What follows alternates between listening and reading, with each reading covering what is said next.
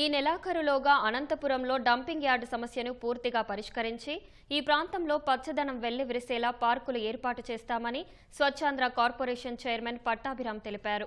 అనంతపురంలోని dumping యార్డును MLA Daggubati ప్రసాద్తో కలిసి పట్టాభి పరిశీలించారు.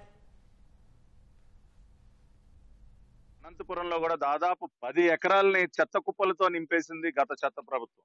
ఈ 10 ఎకరాల్లో ఉన్నటువంటి చెత్తని మరి 2 ఫేజెస్ గా మొదటి ఫేజ్ లో దాదాపు 3,30,000 టన్నులు, సెకండ్ ఫేజ్ ఇంకొక 1,70,000 టన్నులు, దాదాపు 5 లక్షల టన్నుల చెత్తని ఇక్కడి నుంచి క్లియర్ చేసే కార్యక్రమం జరుగుతా ఉంది.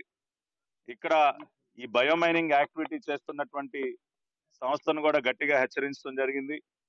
ఈ నెలాఖరు లోపు 1,00,000 టన్నులు ప్రాసెస్ చేయబడినటువంటి వేస్ట్ ఏదైతే ఉందో దాని డిస్పోజల్ ని ఈ నెలాఖరు లోపు పూర్తి చేయాలని డెడ్ లైన్ విధించడం జరిగింది.